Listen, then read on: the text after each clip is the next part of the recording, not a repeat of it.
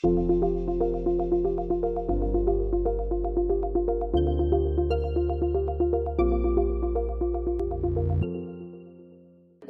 to the talk series on Guiding Lights by Zaggle. I'm Payal Gandhi Hoon, your host, bringing you up close for some riveting conversations with some of the brightest HR leaders. I have someone with me today who is courageous, resilient, and caring. She is a long-standing HR professional with more than 3 decades of experience in executing HR roles and assignments in various industries like petroleum, IT, telecom, FMCG, manufacturing, food, and auto. She has significantly contributed by partnering with businesses in managing mission-critical projects and assignments. Her passion lies in continuous learning, which she extends by her active involvement in fostering and coaching teams in their growth and learning journey. I'd like to welcome Uma Rao, Vice President Human Resources at Ashok Leyland, to be the guiding light today. Welcome, Uma. Thank you so much, Payal, and great to be here. So, Uma, I'd like to ask your first question to you. What exactly gravitated you towards HR as a career choice? And what would you say have been some of your strengths which can attribute to your success in HR? I don't know why I feel I was always born for HR. I love this profession because what is important for us to understand is how we deal with people day in and day out. Because from the past till now, the one realization that occurs every single day is, business is about people. You find the right people, your business happens. You may have the greatest strategy, greatest model, greatest of everything, but if you don't have the right kind of people, it really makes a case turn on its head. And that was something which I realized early enough because I was exposed to a lot of business talks and discussions at home, and that's how I got to know this. Number 2 is I always felt comfortable dealing with people, right? I mean, when I compare myself with a few of my siblings, some of them wouldn't want to interact too much with them. But I always had a degree of comfort, and I think that is something I wanted to capitalize a lot in terms of my profession as well. So your comfort with people and reaching out to them and understanding people is what made you a success in HR. So now moving on to your experience in HR, I think that's the area that we really want to tap into. You've had experience in setting up the HR function in order to establish, enable, and lead different HR processes like talent acquisition, be it employee engagement, recruitment, learning and development, benefits and performance management, and you've done this across different industries. So it would be really interesting to know from you, both from a HR and IR lens, because you do carry the IR experience as well. What have been your top 2 challenges, or I would say 2 biggest challenges during the course of your career, and how did you get a grip of it? My first brush was with a very volatile IR situation, and the plant had stopped. It was essential services. We were getting calls from the ministry and the parliament, and that was a very tough situation to begin with. I was the only person there, and I had to be at the forefront. Of course, I had some very, very good colleagues with me, people in the operations and my boss himself, who understood that I had just entered the arena and they were there to support me, but I had to do a lot of front-ending myself. So right from getting gear out to behavior which was not very pleasant outside of the plant when you're trying to get in to sort the issues, I think it was a real brush with a lot of fear also, I would say, at that point in time. But what was good is I managed to put my head down and look at things in a way that you build trust with your stakeholder. And that is what I think stood its stead over a period in time, when people understood that you were genuinely there wanting to support them and who were willing to be very open and clear about things. So that was one to begin with. It really shook me, but great learning, I would say. Beginning from, being probably right out of college and then joining a job where there were challenges and you asked for help, and that is something that's key for young women and also professionals to take away. If you were to give any one bit of advice in terms of from a cross-cultural perspective, and the second is from a gender diversity perspective as a woman, what is it that one can do differently to be able to sustain themselves and have a voice at the table? I believe you have to be open, and you should also be very transparent in the way you deal with people.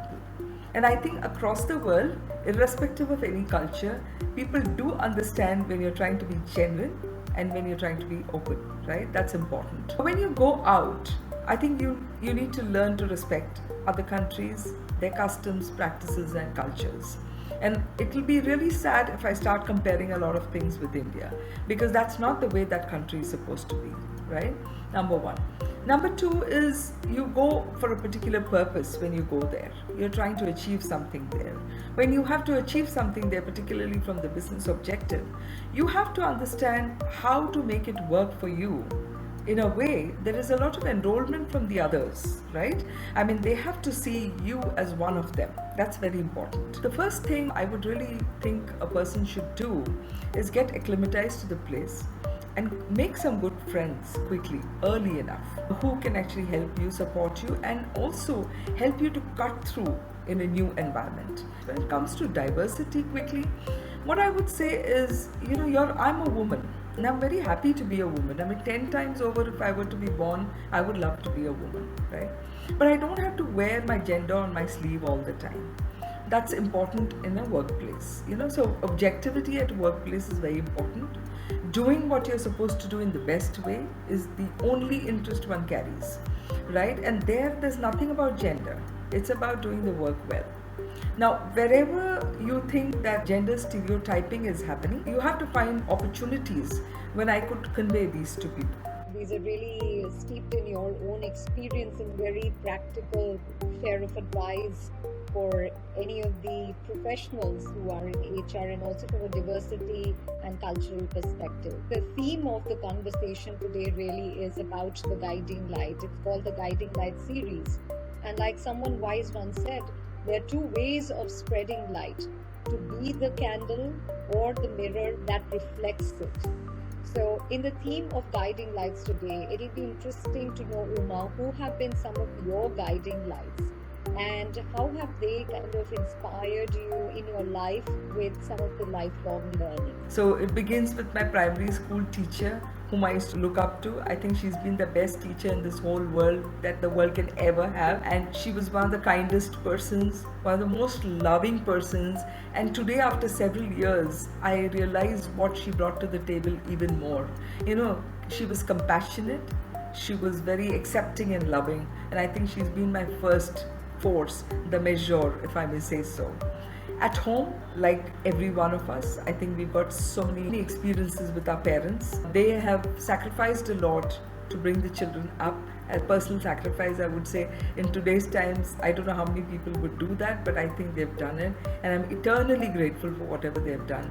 My mom sponsored my post-graduation, and so eternally grateful to her, and she also helped me to take care of my child. Then, in professional circuits, I've had some incredibly great managers. Right from my first manager who said, "Tell me, what do you want me to rate you?" And that was my first brush with the performance appraisal on how to do it and how to be able to speak about what you do without feeling shy. Because the first document that I gave him was all about what I didn't do. And he said, "No, that's not the way you do it." And then he actually told me how to do it. So, Mr. N.K. Puri, I'm so grateful to him. I think you've offered a sense of gratitude and recognition to just about every person that you've interacted with. And like you said, that every person, every situation, whether it is positive or otherwise, a ray from light. So on that note, Uma, I'm going to move on to our segment on HR trends. And as you know, HR has played a critical role in enabling and also supporting business continuity during the pandemic. And HR trends have kind of transformed with rapid pace over the last 2 years. There's been hybrid work, there's been a lot of focus on employee engagement. The world of metaverse is emerging, and obviously the HR professionals have to rethink the rules of the game. And also what is interesting is the business perception of HR is tremendously undergoing a transformation. So, would be nice to know what are your views on HR taking the lead role in organizations? For some years, it was in the making that HR would be playing a much bigger role than it has ever done. If you see the evolution of the function from a compliance function to becoming a business partner and now to becoming the pandemic has only made the function even stronger than it has ever been before. All the organizations could get over this challenge of the pandemic thanks to the exemplary efforts done by HR function. Taking care of employees, taking care of the business, the installations, people who are coming, the vaccination drives, availability of the vaccines, business continuity, all of that. I think it's unparalleled what has happened in the last 2 years, and especially with the HR fraternity. And I have to call this out for all the HR folks. I think they were under tremendous pressure as well. They were available 24/7. The natural phenomenon propelled this function to an unprecedented importance in the organizations. So today we talk of numbers. Along with numbers, we talk about people. The HR really played the role of being resilient out there on the front lines, taking care of employees, and of course business continuity. So what is your sense in terms of the sentiment of HR right now, as we're still somewhere in between, not completely out of pandemic, but somewhere there, people are returning to work. So how is the sentiment of HR right now, and do you think the business perception has really changed for good, or is it a lot of talk that we're doing right now? I think we're somewhere in between still. Most organizations are somewhere in between. The way we have defined work ethics, right? Diligence, being around, being visible, all these are ways in which we have defined our workplace. From there, the needle needs to move towards trust, delivery, achievement of objectives, right? The means are not so important as the end is. But I think it's going to take some while before organizations move the needle on that. Now, people are leaving, right? People are leaving not because their priorities have changed necessarily now. They're leaving because they're getting better workplaces elsewhere. And that's going to be one of the realizations which is going to hit the industry very soon. That people are not going to leave because they've decided not to work anymore or they want to go back to the village, but they're going to leave because they get a better workplace, which gives them flexibility, which gives them, the time to do things at their pace. So there's a lot of work that has to be done to change things. But if we don't, then I think we will curl back. I think now the whole focus is really moving towards, like you said, employees becoming more self-aware and standing for their own right. And I think they've had enough time to really reflect on what exactly is it that they want to focus on. So what do you think in terms of Ashok Leland? What have been some of the changes, upgrades in terms of rewards and recognitions that have happened, or employee benefits that have happened in the light of pandemic or during the course of the last 2 years? I really want to admire the organization for some of the proactive work that it has done. Before the pandemic, we got onto the Microsoft Teams platform. And because we are already a dispersed workforce, right? We are not concentrated in one place. There are many people who are across the country and other parts of the world. So this was always a thought, how do you get people together? How do you connect them together? And I think it's really great that we made the right investments in getting the right kind of a platform. And Microsoft Teams had been launched before the pandemic. So when the pandemic happened, connectivity was seamless. It's amazing, right? Number two, I think our IT department moved very, very fast to provide desktops and laptops to people, making things available in whichever way it had to be, and in a record time, so that business never suffered even for a day. Giving the employees a purpose and also weaving in your programs and aligning it to giving them a sense where they can contribute, give back to the community, or do something that is a calling of their heart. So it works much better, and that's really the true recipe of engagement. So on that note, I'd like to know, what is that one HR trend that you're following very closely and you'd like to share with the audience that they can follow too? Looking at the employee experience very, very closely. There are a lot of organizations who are doing stellar work towards employee experience. I think employee experience would mean different things to different people. And if you really want to crack it in the current times and into the future, you need to understand how to personalize this for each employee. And that is something I'm looking at. If I may add a second one, I'm also looking at the coaching trends. Coaching trends are becoming very important for us because, again, linked to the personalization, how do you get leaders to lead more effectively? So the question really is, what is your one advice that you'd like to give to HR professionals that's an absolute must-do? Must do, learn business. Learn about business. Very important. So the one advice is, I think, don't give too many advices. HR gives too many advices, so I think you shouldn't do that. Yeah. Thank you, Uma. It's been a pleasure having you as a guiding light on the Guiding Light series by Zaggle.